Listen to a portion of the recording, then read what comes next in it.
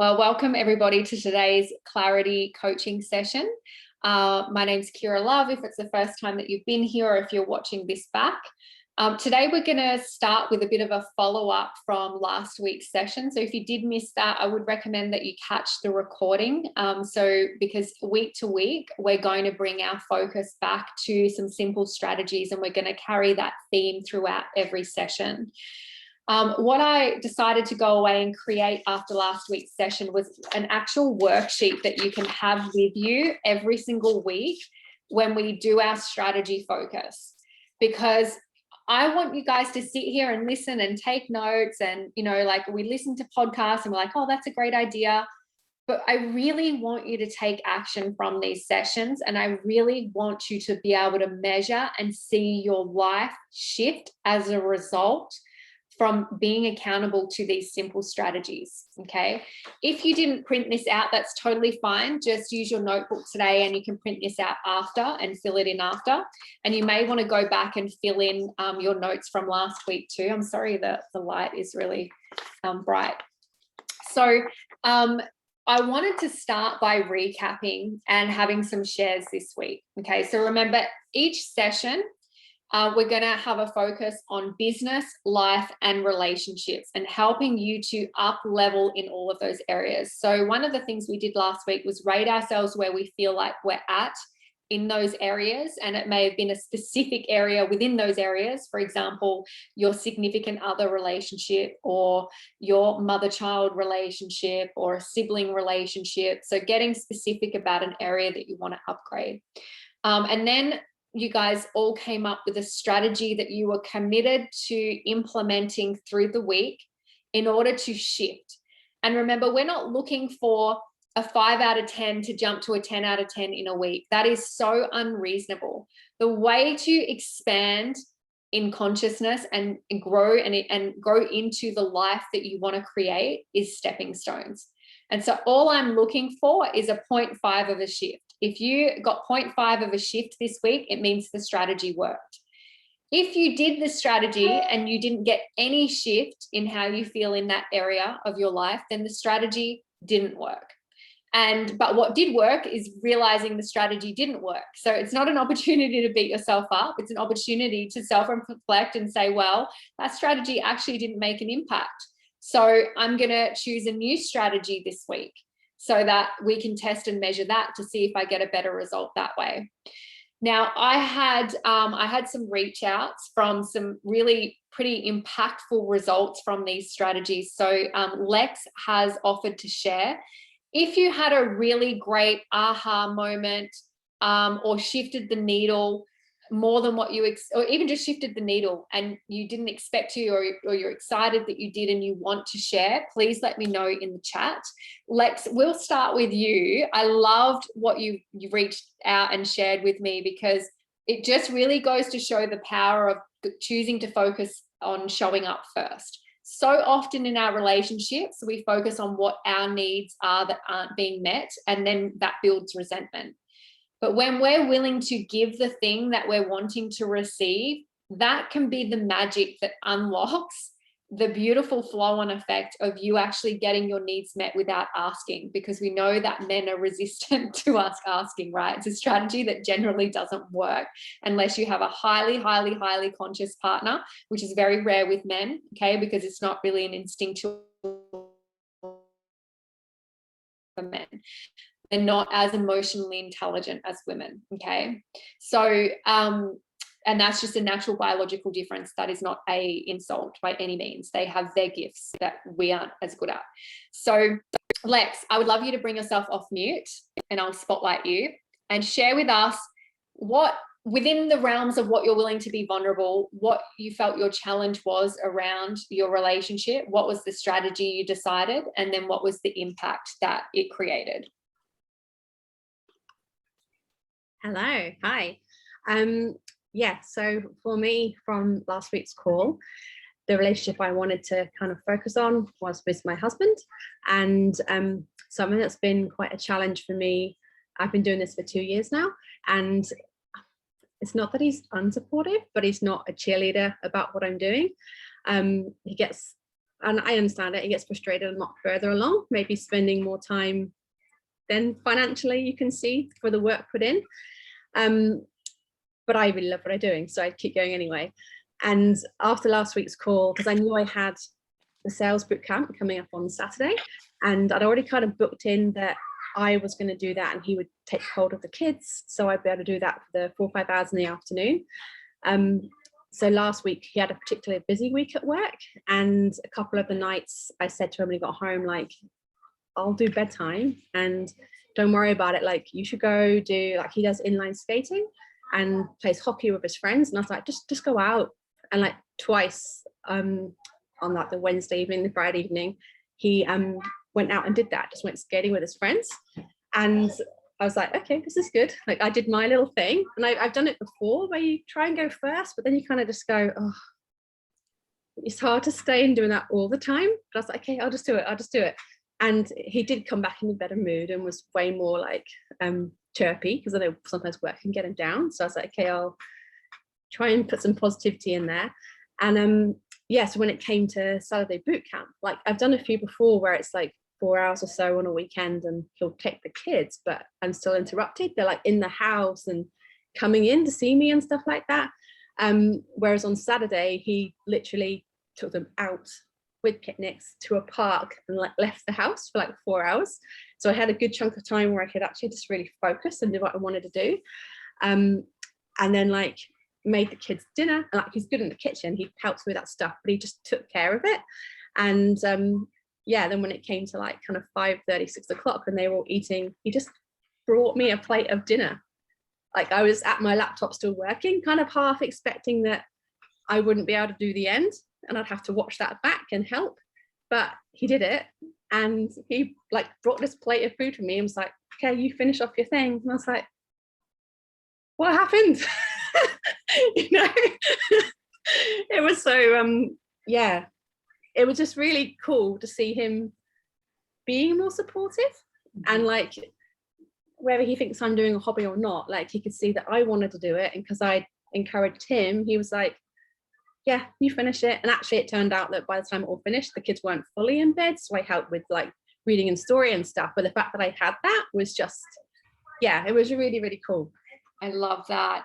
Oh, so many things came up for me as you were sharing. You know, like men generally want us to be happy, and unsupportive husbands in this business space is so common. And it's common that that's one of the things that holds women back from truly shining and growing their business. Like it really does, because our loyalty to our families is so strong.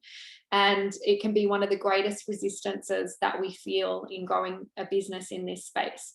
And one of the reasons is that it does take focus away from the family, right? And if men are not fully invested in the vision of the payoff, and they have doubts, or they're not feeling satiated in their own needs, they will resist it more and more. And what I absolutely know to be true is that if we're willing to go first and that we're committed to meeting their needs, they generally will show up in whatever makes us happy. Even if we're not making a lot of money in this space yet, if they see it makes us happy and that we show up better for them because our needs are getting met from, you know, being in this community environment. I spoke about this last week. There's a lot of things about this business that actually are oxytocin producing, which does help us be in our light and our radiance. And so if they're getting more of that from us, then they will find the capacity in themselves to be more supportive, even if they don't yet quite believe where it's going. And so one of the challenges that you mentioned that we all feel is it gets tiring going first all the time.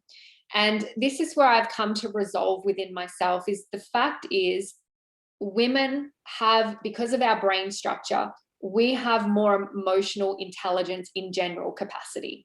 Our way of thinking and feeling and being is a completely different process to men. Men can only really focus on one thing. Women's capacity to have 10 balls in the air, men physically and biologically cannot do that. They would literally break. Like they cannot do what we do, and vice versa. There are things they do that we cannot do. Okay. And so what you need to understand about men is, especially for mothers, when we're home all day and we have the kids, right? And you're just thinking, why the F do I have to give you time out? Like, I actually am the one that needs time out. I've been here all day. You've just gotten home, right? And we have this, everyone's laughing because we've all felt that at times. But when men are carrying stress and it drives their testosterone down, they cannot be the humans that we need them to be without giving them that moment of rest. Whether it's just cave time, where there's a room he goes to in the house when he gets home to decompress, how he will show up on the other side, he will be willing to help. He will be present with the kids. He just needs that time first. And as women, we have to resist the urge to demand, no, I'm the one that needs you now, because unfortunately we have the capacity to keep pushing through. Now, is it right? Is it fair? We could argue that, but what you can't argue is science and biology. We cannot ask for things that men cannot consistently deliver. And one thing they cannot consistently deliver is compassion and understanding and holding space for us when they are themselves stressed and haven't had time to decompress. And that's why often we are the ones that need to be more resourceful and compassionate, because we actually have the capacity to be at a much higher level than them. But the payoff is what we do get when we are. You got what you wanted in the end without asking for it. And so the hope is, if you're with the right person, obviously, and this, you can't apply this to every human, and you know, I'm talking general here, but the hope is, if you continue to be consistent and loving and serving in that way, that you will consistently see the payoff and it will flow, and you'll see your relationship shift more and more into a higher level. And at some point, he may have an awareness of that shift happening, and he'll feel himself more attracted to you because you're more in your radiance, because you're getting your needs met. And you can't underestimate how much of a shift can happen, like a chain, like what is it called? Like an effect where it just, I can't remember, you know what I'm trying to say? Like it just flows on, right? So thank you so much for sharing. It's so when we're vulnerable, everybody else gets, yeah, ripple effect. That's what I was trying to say. Thank you so much. My brain just stops sometimes. Okay, so thank you, Lex. And I look forward to hearing how this pattern continues to unfold. So I think we can say, tick, the strategy worked. So my recommendation would be to keep this strategy on the list, and you may just stick with that one, or you might choose to build on it this week and add another strategy. Okay. And I would, so where do you feel, are you willing to share where you felt like your relationship was at and what you would rate it today?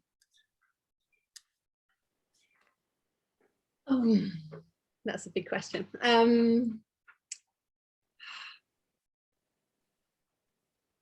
Honestly, probably around 6. It's been quite tricky for a while. But yeah, it's gone up a bit. It's gone up a bit. So it's a win, right? One step at a time, and you're working in a positive direction. Beautiful. Thank you so much. Now I see that you've written here in the comments. Are you willing to share? Yeah, absolutely. The husband's actually downstairs, so I was like, oh my God, I'm getting away from him. Go for it. No, yeah. I think my biggest take from last week was hearing you say that they need to be needed, and, you know, just loved like we want, really. And that's what I implemented. And it's been a game changer. It really has. Excuse the state of me, like isolation is happening. But yeah, I think, you know, honestly, the shift is incredible. I feel like I can't even put it into words, but I'm very independent. So just actually stepping back and just showing him that I do need him and I do love him, and like the whole thing's changed. Like even intimacy, like you get that butterflies when you first meet someone, like all that's back, and giving him his time to do his surfing. He loves to surf, and, you know, just setting those routines that are filling both of us up and actually having time together. So he's a shift worker, and it's hard because in the evening, that's when I do my business. So we kind of don't get that time together. Like I'm very focused on what I'm doing, but actually just stepping back and just being like, no, this is our night, even if it's just for an hour. And yeah, it's been amazing. I love that. Oh, it's so beautiful. I get goosebumps because, you know, again, like one of the things that boosts a man's testosterone is being needed. Like their biology is all about hunting and serving his family in that way. And, you know, men, not to say that women don't, but from a man's perspective, you know, they focus on the big things. So we're waiting for all the little things, you know, the text message to say, I love you and all of those things. And he doesn't understand why that's important, because in his mind, he puts his life on the line every day to feed his family, right? And so he's driven to feel needed in that way. And they need to feel appreciated for it. And when they get home, and we've already got the list in our head of all the things they didn't do that day, whereas in his mind, he did the biggest thing and is not appreciated, he just feels like giving up. Like, what's the point? You don't even appreciate this big thing that I did. So what's the point in doing the little things? And yeah, when we start giving those little appreciations and you see them light up, they become so much more receptive and warm towards us. And it really does make a dramatic difference. It's been amazing. Yeah, because we've had our ups and downs, definitely. And I think on those downs, I really like took a step back and I was like, well, you know, you're not giving me what I want. So I'm, you know, in return, not going to give you what you want. And it's over time, it's just got bigger and bigger. So actually just coming together and just letting go of everything. It's been amazing. It becomes a vicious cycle. And this is what you have to ask yourself. Like, I can tell you, my relationship is not without challenge. We're a man and a woman. We're completely opposite. We have very different values. And we're blending a family. And the difference is, and this is what I'm going to go into today, is being able to take a step back from the vicious cycles that we play out from not having our needs met, and being able to think more consciously and openly, what is my ultimate outcome? And is the way I'm reacting and responding to what's happening moving me closer towards that because I should and I deserve and I'm worthy, right? Or is it moving me further away? And am I just self-sabotaging the relationship that I have the capacity to have if I'm just able to shift my conditioned responses to something that is healthier? Yeah. Awesome. Thank you. Okay, we've got time for one more. Jen has messaged me. If you want to bring yourself off mute, Jen. Thanks, Kira. Yeah, really was such a profound call last week, and I think there is so much from that, and a bit of what the girls covered was kind of similar. So I'm in Melbourne in lockdown, going through probably the hardest time in my life. My son is autistic and has ADHD, so homeschooling him, and then a 4-year-old has been like so challenging. Had my husband at home the whole time on top of it all, and he just can't deal with it, and kind of quite takes a lot of offense from Winston's behavior. He takes it very personally. And I've been doing all of the learning and all the trying to support him, and I've been getting very frustrated with Dale, and kind of have been like almost like, you know, he goes, I can't do it, and cracks it. And so I've almost been like, well, you just go, because I'm just like, if you can't get on board, then, you know, I've just been like, then you need to remove yourself from the situation if you can't deal with it. So flipping that and being like, and actually being, I need you, has really changed things. So like, just absolutely like, you know, I need you to do this with me, has really helped. And also just having that acknowledgement about the testosterone, that's been huge. He kind of was in the living space when I was listening to some of this, and he also heard the stuff about the cycles. And then so I think having just that awareness has also let us both be a bit like, you know, so he's been more accepting of me, because like we had over the last week, he got a virus. We're never sick, but he was, you know, so I kind of just let him be in his bed, and instead of like, come on, we've got to do it too. And then I had my cycle, so I was a crazy bitch. And so, but we kind of both just let it flow a little bit more. So him hearing some of those stuff was just like gold. Yeah. And yeah, that I need you is just like, yeah, game changer. And I've been trying to do that with the kids as well, in terms of you go first. So with my kids are just, I mean, literally going to kill themselves, like kill each other. Like it's been so terrible that I've been saying to them now, because they just fight hammer and tong at each other. And I'm like, if you want them to be nice, if you want him to be nice to you, you go first, you be nice, you know, and that's been a bit of a game changer as well. You can't expect them, you know. So Yeah, that's kind of working. Great to role model it to them. Yeah, I think I said this last week with men, that I need you works because they are so literal in their thinking. And the problem is they're so sensitive to criticism. And what women do in expressing their need is, instead of just asking straightforward for what they need, they do it in a whiny, whingy way of what they're not getting. And that just puts him offside and makes him resistant to doing the very thing that you need.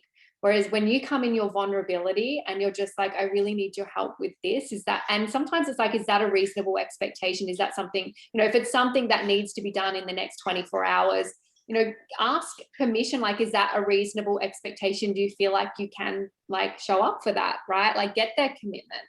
And be willing to get no if he doesn't feel that it's reasonable. Okay. But when it comes to like even the dynamic that you were explaining, sometimes just having very clearly defined roles, this is how I need you, this is exactly what it looks like, and that's all I need. So that, because they can feel very overwhelmed when they don't understand the benchmarks, because we keep changing them. Right?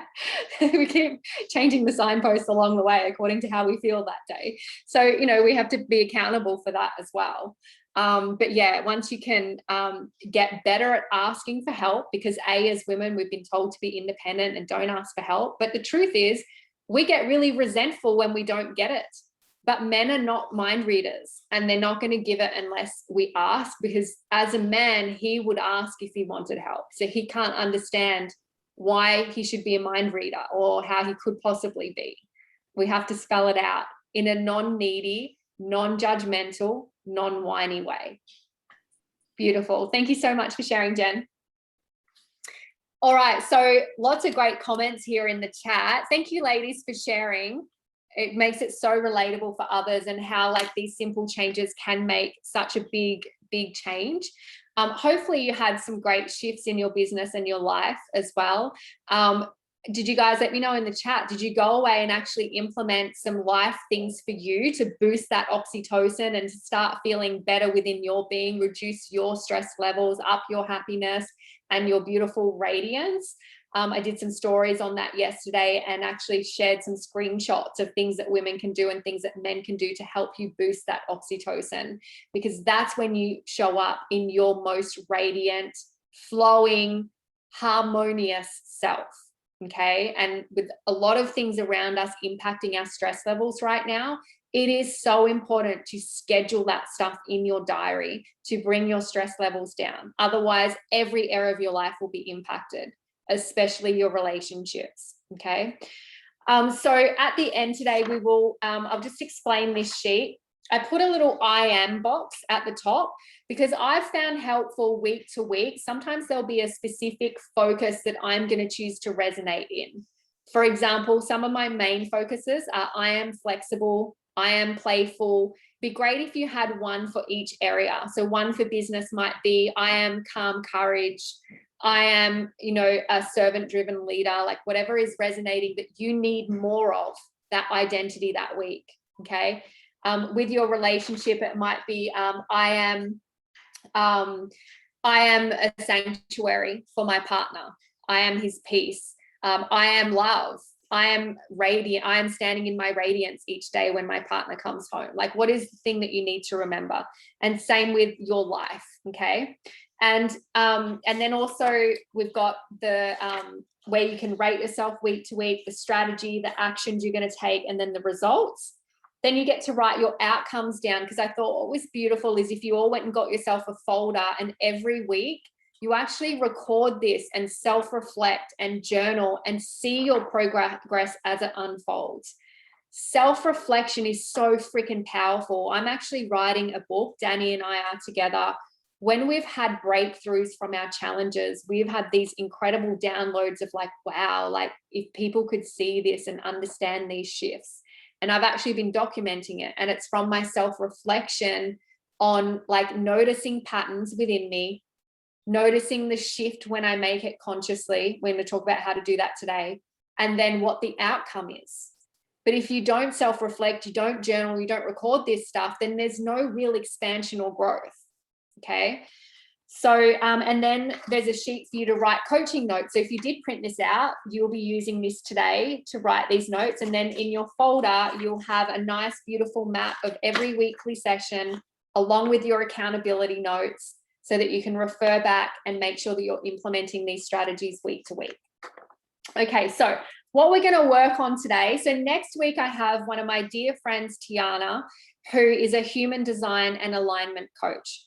Now, I'm talking to you a lot about biology and how to shift the needle and how to use your gender intelligence to get better results in all areas of your life. The reason why I want Tiana to come on is because she is going to be talking about the frequency and energy side. Remember when I did my vision statement training and I talked about success is having your vision, your intention, plus taking action, plus grace, that equals success. So this energetics part is part of that grace, and it's scientifically proven, okay? Our energy state will either attract or repel the desires that we want. So she's going to come and talk to us how to tap into that how to become the frequency of our desires in order to bring our desires towards us. She is incredible. She's phenomenal. She's so graceful. I love the way she coaches. It's so applicable and easy to understand, okay? So what I want to work on this week is putting some intentions and frequencies in place. And then next week, she'll help us understand how to really become an energetic match to that, okay? Before we go into that, I want to share with you a little bit about how to change our patterns in our responsiveness, okay? And as I said, I'm sharing what I'm learning, okay? So I'm so committed in the relationship that I have to expand as a person through communication and to get better at responding in resourceful ways. Now, often that means that it feels like I'm having to have inner pause. I'm having to not stuff down, not to like avoid feeling my feelings. It's that I'm creating greater self-awareness and stepping outside of myself to see all perspectives in order to have a more resourced response, okay? So I want to read a post that I wrote recently because it was around one of the insights and lessons that I personally learned. And the post said, if you hide from truth in yourself, you will hide from it within your relationships. So if you refuse, if you're that partner that every time you fight, you have to be the one that's right, okay? Or in your business relationship, you think of your upline and you might, consciously be blaming them for why you're not successful, okay? It's their fault. They're not supportive enough. They're not doing this, this, and this for me, right? Maybe that's what you do in your relationships. You blame, shame, and justify. You never take ownership, okay? You're always so convinced that your way is the right way. You're hiding from truth within yourself when you do that, okay? If you are, dramatic in your responses, in your messaging, if you are in any way emotionally abusive, which a lot of women don't understand that they actually are being emotionally abusive in the way that they communicate. If you can't own this part of you, and it's not about judgment or thinking that you're a failure, if you don't take self-responsibility for a behavior, you can never change it. So the first step is seeing truth in yourself, because if you can't see it in yourself, you will hide from it in your relationships. You'll keep lying to yourself about your behaviors, and you'll keep telling your partner that they're the ones that are wrong, okay? So the post said, only love is real. Anything outside of this is false thinking. When we get locked in a dynamic, a communication dynamic with our partners, as an example, we get so fixated on our perspective and all the ways they're doing us wrong. Now, I'm sure there are some exceptions, but for the most part, our partners are never intentionally trying to hurt us. And that's where the false thinking lies, okay? So without radical awakened honesty with ourselves first, our relationships will never flourish, because often our reactiveness and our pain is from a past wound that has been conditioned in our response and how we're showing up. And so your partner has done something that has triggered in your reptilian brain a conditioned response in your monkey brain before you formed your adult brain, where you had self-awareness. Okay, so let me explain that. We are born with our reptilian brain and our monkey brain fully developed. Okay, so the base of the head and the top of the head here. When we are triggered by a behavior, okay, an emotion is formed. Okay, this is the seat of our emotions. This is the fight or flight. Okay, this is like an unconditioned response.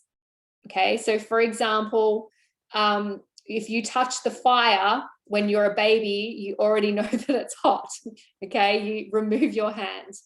Okay, that's like a reptilian response, fight or flight. Then we have our monkey brain, which is where our feelings are. Okay, and these are conditioned responses. So I'll give you an example. When I was a child, there was a particular event where one of my caretakers, due to their own suffering, which I wasn't aware of as a child, okay, I had a child view and perspective, okay, where I was essentially abandoned, okay. Now, it sounds more dramatic than the reality of the situation, okay. I had an argument with my caregiver. I was at the airport. I was very young, and in his emotion of leaving me, in his distress, his way of dealing with that was to withdraw. Now, as a 6-year-old child, and my, you know, I had another caretaker there, but so I wasn't left on my own. Now, as a child, the trigger is I've been left, right? So now I'm in a fear state. The conditioned feeling response is I've been abandoned. And now I'm in a sense of fear and loss and sadness. They're the feelings. So because my adult brain as a woman, which by the way develops between the age of 23 and 24, and you won't be surprised to know that for men it develops between the age of 28 and 29, I actually questioned whether that was true, and maybe it was more like 40, but let's not talk about that. Your adult brain is where, if I was an adult and that happened, I would have been able to rationalize and see that person's pain, and I would have been able to have compassion for another perspective, okay? But because I was a child and I didn't have that capacity to think outside of myself, a conditioned, patterned response, they become anchored to each other. So now as an adult and throughout my life, when someone leaves a situation, okay, where there's stress, so for example, a natural response, in fact, one of the only responses a man can have during an argument in order to rebalance himself is to leave, because his whole hormone makeup is fight or flight. Women have the emotional capacity to feel and talk about feelings. Men need to leave in order to do that. Now, that's a very healthy response, but because my conditioned anchor is what the feelings that were conditioned from the result of being left when I was a child, whenever that happens to me, and when that's happened to me throughout life, if somebody leaves, I go into fight or flight, fear, abandonment. And we all know as women, the behavior response that causes is very unresourceful. Okay. Now that I obviously have developed my adult brain, it doesn't mean that overrides the conditioned response. It takes conscious training and self-reflection to create a new, healthier anchor.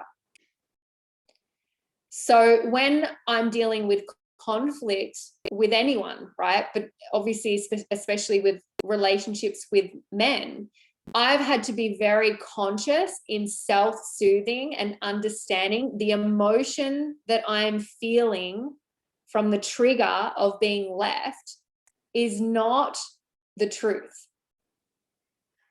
And being able to resource myself in that moment and understand what is healthy in that scenario. And in fact, when I allow the space, and I'm just giving you this as an example to help you understand, when I'm able to resource myself and calm myself and not be reactive and give that person the space they need to compute their feelings so that they can come back and express them resourcefully, the ease and grace in conflict is incredible.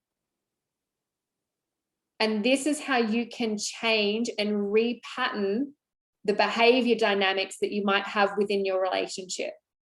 I know that it feels unfair at times, because as women, we're just like, why can't we just be held and this and that, right? But sometimes we're asking for something that is very challenging, and it's something that I'm not saying men shouldn't work on, they really should, but they're going against the grain to work it, and it takes time, and we need patience around that. And we have to be willing to repattern our responses. The same goes with business. If you get a no, okay, you have potentially this anchored response of rejection.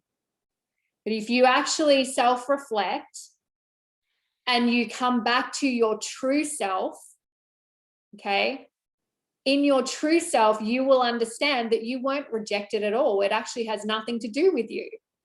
And you can repattern that getting a no is actually positive, because now you know where you stand and you know this is simply not for them, and you don't need to waste your time anymore, and you can share the gift with someone else. You can consciously create a new anchor and response that serves where you want to move your life towards. Does that make sense? So let me continue reading. So with repeat offenders, okay, and you may see yourself in this, and you may even see your partner in this, but do not go and tell them. That is not the way to create change, is by telling them where they're wrong. If repeat offenders of defensive, accusational, and victim communication styles, okay, so it's all them, it's not you, are telltale signs of inner truth avoidance and lying to yourself, okay, and this absolutely destroys connection within your relationships. Anytime we experience a negative emotion, we are believing a thought that is not true. Okay, so I'll reiterate that. Where you feel bad, you will find the lies that you're telling yourself. I feel bad because he left in the middle of an argument. How dare he? He doesn't love me. And we create this whole spiral of some BS story. It's a lie. What's the truth? The truth might be, right, there's many possible options. The truth might be he was so overwhelmed and he loves you so much and he felt so frustrated that in this moment, you're not happy, and he didn't know how to deal with that emotion, because as a man, he doesn't have the same brain connections in order to process feelings as quickly as we do. And in order for him to even drop into feeling and out of anger, he needs to remove himself. So where you feel bad is your like red alert. This is where I need to self-reflect and come back to my adult brain and create some better perspective. If we use the no as an example, you feel bad because you got a no. Neon light. This is where you're lying to yourself. Maybe you're lying to yourself as an excuse to not have to get outside your comfort zone to create success, because you're more scared of success than failure, right? Where do you feel bad in your business? Bring some self-awareness around that, because there's a story that you're telling yourself that isn't true. Now, this is not your fault. Our conditioned responses to stresses are anchored deep in our subconscious mind, formed in early childhood, well before our prefrontal cortex, which is our adult brain, grew, okay? This is the part of our brain where we can rationalize. Remember as a teenager how self-centered you were? But now as an adult, you're like, man, I was a bitch to my mother, right? Because now your adult brain has developed. You can rationalize and see outside of yourself, okay? So this is your ability to self-reflect and respond to situations with good judgment. When you feel yourself moving into shame, blame, or judgment of yourself or others, have the courage to look deep within yourself for the truth. On some level, you're likely feeling threatened, insecure, or inadequate based on past conditionings, okay? Rather than reacting and projecting that pain on others, understand it's your responsibility to heal the illusionary void or wound that you're feeling. So our partner does something, we react because we have a conditioned response to react because it's bringing up past pain. It's our responsibility to heal that, okay? When we bring these primitive patterns of thinking and feeling to light, we're able to use our adult brain to rewrite the conditioned patterns that we have unconsciously been enslaving ourselves to for much of our lifetime. Anytime I feel triggered, I have trained myself to open my mind and look for the truth and perspective. A great question to ask is, am I willing to see this differently? If you're not willing and you want to continue lying to yourself, then that's fine. But if you are willing, that's where you get to create change and expand, okay? And you guys saw the result of implementing some simple strategies this week, of things shifting, because you were willing to see things differently. You're willing to be accountable. When we practice the art of self-reflective thinking by stepping into our higher self, we're able to transcend our false thinking and equilibrate back to love. Now, remember, love is all that is real. Anything outside of that is not real, okay? So that's how we equilibrate back to love, when we're able to step outside of ourselves and gain perspective. There is always a perspective that is different to yours. Your partner, your business partner, your children, their life perspective is very different to yours. There is no one way ever. And if you live in black and white thinking, you will constantly create friction in your life. This is how we create new neural pathways, retraining our minds to respond in healthier ways to future triggers, which in turn improves our communications and deepens our connections. Love equals truth. Spend the day looking at yourself and your loved ones through the lens of love. Look at your partner today through the lens of love and gratitude instead of expectation and blame and resentment. Imagine the game changer of seeing people in their best intention every day, putting your love goggles on every morning and knowing that people are doing their best. Okay, so there's going to be some homework because I don't want to run over too far. So I'll have a look through your comments soon. One thing that I have done, you guys have probably all done my vision statement training, and obviously it's a very long process. And a change that I made for myself this year was to break it down. I still have my big one, and that's my life map, and I will go in and read it regularly. But on a daily basis, and especially more than once if I need to realign, I've got some one-pager, really simple ones now. And so I've given you a framework where you can go away and build on that, okay? One of those is relevant to what I've just shared, and I've actually left the whole thing there for you. And this is something I learned from Marianne Williamson, which is a beautiful woman to listen to. Her work is incredible. And I put together from what I'd learned from her, what I call a peace prayer. So whenever I'm feeling turmoil and conflicted and conflict, I go and read this, and it says, am I willing to see this differently? Only love is real. There is a veil of illusion in front of me. Dear God, and you can replace that word, please help me see. I give up my feelings to you because they're not real, okay? Give them up. Am I willing to see things differently? Only love is real. When you feel triggered, practice disciplining your emotions before you respond.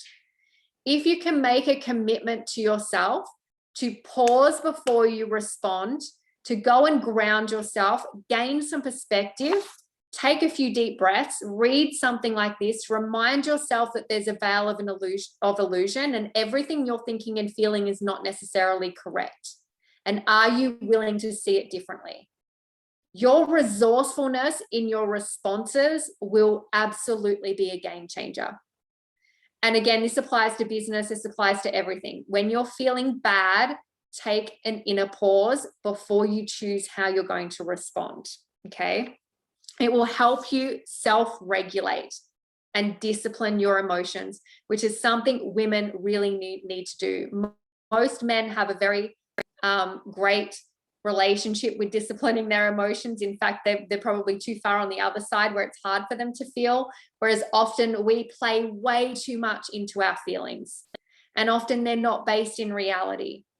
And often we have all of these unspoken expectations that we set everybody around us up for failure, because people are not mind readers, right? And they can't show up for unspoken expectations. And then we base the way we feel as a result on our unspoken expectations not being met. And then we believe those feelings are real. But we've actually set ourselves up for a dynamic that we're going to be disappointed over and over and over again until we take responsibility for that. Okay. Now, the other thing that I've got is I choose to vibrate in a reality where, and it finishes with just being really deeply grateful for this day. Thank you, thank you, thank you. Now, this is where I took my vision statement and I chunked it down into life, relationships, and business. And I just put in a paragraph for each to remind myself how I'm going to show up every day. And this is a document you can continually rework according to the new identity you keep stepping into, because we keep expanding, right? Okay, so I'll just give you some examples. So I choose to vibrate in a reality where, and you're welcome to take notes if you feel like it relates, you can absolutely use my words. There are no limitations. I experience life with ease, grace, and flow. I'm strong yet graceful. I'm energized and aligned. I'm playful, flexible, and free in my mind and body. It's reminding myself every day to come into my feminine side, to be playful, to not get lost in the seriousness of life, because it's more enjoyable for me and it's more enjoyable for everyone. I lead and serve with calm courage. I'm open, generous, and present with my time and energy. I'm an introvert, so I have to remind myself around that. I bring sunshine and joy through every door I walk through. That's one of my life commitments. Like Tinkerbell, I sprinkle magic and light wherever I go. That's one of my favorite identities for myself. This is my relationship bit. I love without expectation. Danny and I actively protect each other from harm. I see him with compassion and perspective. I uphold him with the greatest respect. So we have a rule. We never curse at each other. We don't call each other names. Like, we just do not go there. It's a hard boundary, because once you cross it, you can't come back. I honor him by serving his needs. I practice inner pause and gentle communication. I really pause when I need to communicate something, and I really do it with as much grace as I can. I am his source of peace, softness, fun, adventure, passion, and pleasure. I'm an open, feminine, generous, and sensual lover. I support his autonomy and I give him the freedom to thrive. I challenge him only by challenging myself. Our polarity is strong and our relationship is admired by others. Our union makes a positive ripple through the world, impacting many people. I consciously and presently parent our 4 children, nourishing their physical, emotional, and spiritual health. I support their independence and the unfolding of their true selves. I'm calm and patient and teach them respectful boundaries. Now, in my new one, I've also added a paragraph around co-parenting and the vision and vibration I hold for that dynamic for each parent on the other side who are in our dynamic, okay? Because it's really hard sometimes to be the resourced one taking the higher ground. And sometimes we need that daily reminder of being that person. Because if you're the one that knows better, you're the one that has to do better. Unfortunately, it's hard, but that's the reality. You have the responsibility. My friendships are expansive, warm, and inspiring. I invest in them daily. Now, as an introvert, it's a daily reminder for me to make sure I'm checking in with my friends and doing those things, because my nature is to withdraw a lot more, okay? I radiate and continually vibrate at a higher level of health and consciousness. I make good choices for my mind and body. I'm dedicated to my daily rituals that nourish the best version of me. I'm a powerful queen. I serve and protect and expand my kingdom. And what I focus on expands and multiplies. I'm consciously creating abundance. Money continually flows to us in expected and unexpected ways. We make wise decisions with how we grow, manage, and distribute our wealth. I am gravity. Opportunities, gifts, inspiration, and love attract and flow to me endlessly and abundantly. I always receive what I desire, from parking spaces to opportunities to give and receive. I expect miracles today. I am lucky, magnetic, and self-ignited. I am unattached to the past or future. All that exists is this present moment, and I delight in the freedom and possibility of it. My future is exciting. Now, as a woman, it's easy to get worried about the future. And so like that paragraph every day reminds me to just come back to the present moment. All is well right now. And so not all of that would have been meaningful to you, but there is deep meaning to why they're the things I'm reading every day, because they're the areas of focus that are important to me. Okay. And I went through children, relationships, health, how I want to be, what I want my business to look like. In my new one, I have one specifically around Juice Plus and what that looks like as well. It's in my bedroom. That's why I didn't read that. Now, the other one, which do you want me to, well, actually, I also have a relationship one. And what I did is I ended up kind of condensing that into just my general one-pager one. But there are some like new strategies that I'm learning along the way that I've just personally wanted to record. And so that's why I have my relationship commitments in how I want to show up. And it's just reminding myself gently as a woman how I can be my best self in this relationship.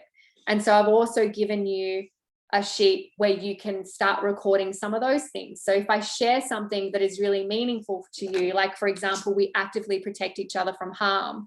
That's something that Dr. Nima said offhanded on a call that we had one time. And it really like hit home to me, like, wow, we coexist in these relationships where we consciously, maybe not consciously, but we continually cause harm to each other, right? Fighting, calling each other names, like whatever that particularly might look like for you, withholding love, withholding sex because we're not getting our needs met, being resentful in our behavior. There's a number of ways that might show up for you.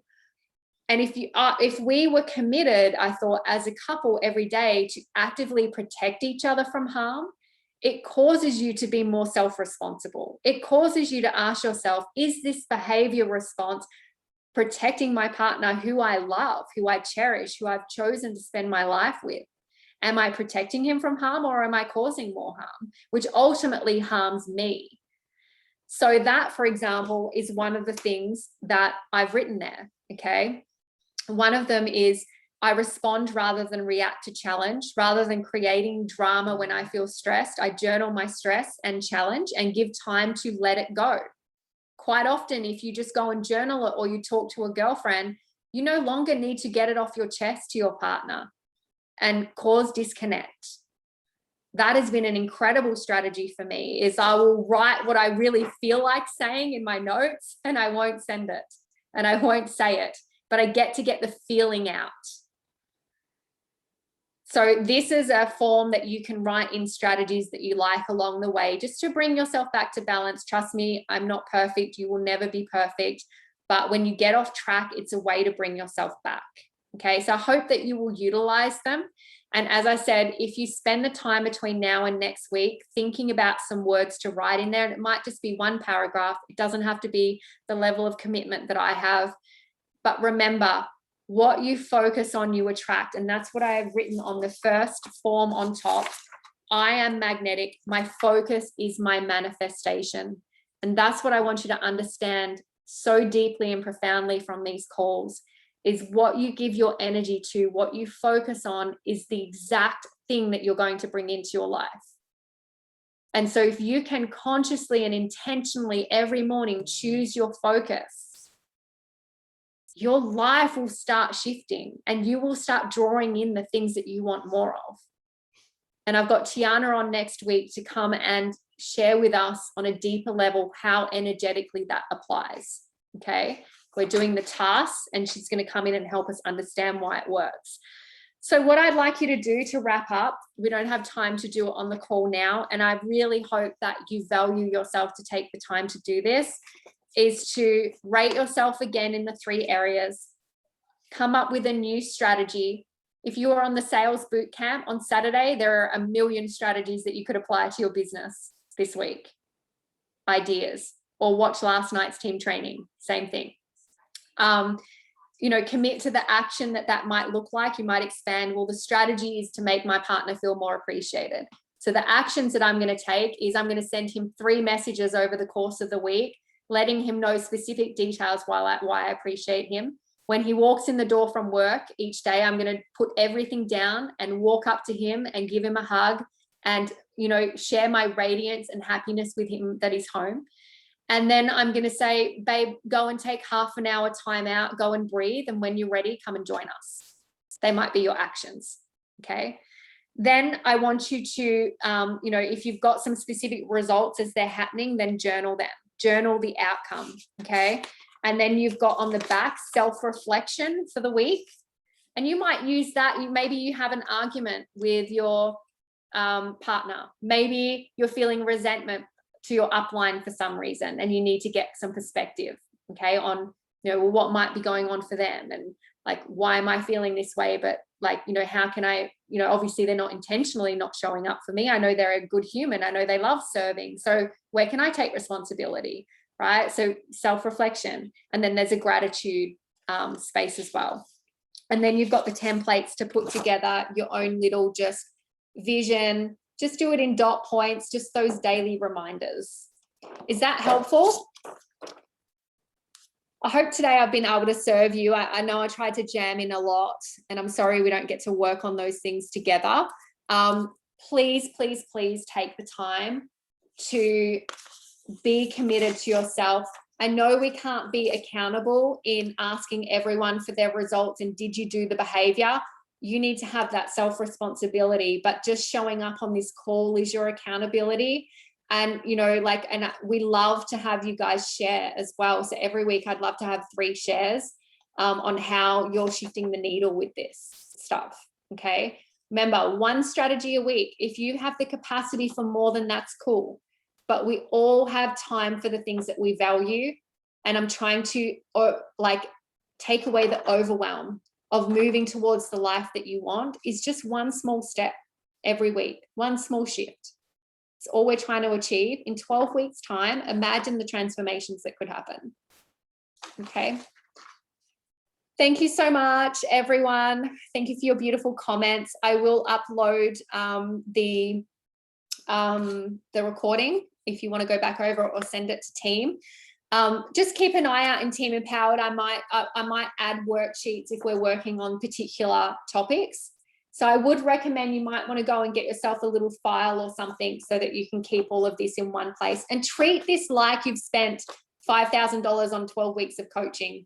Like, if you treat it like that, then you will get an amazing result and value from it. Okay. Thank you, everyone. Have the most amazing week. I can't wait to see you guys again next week with Tiana.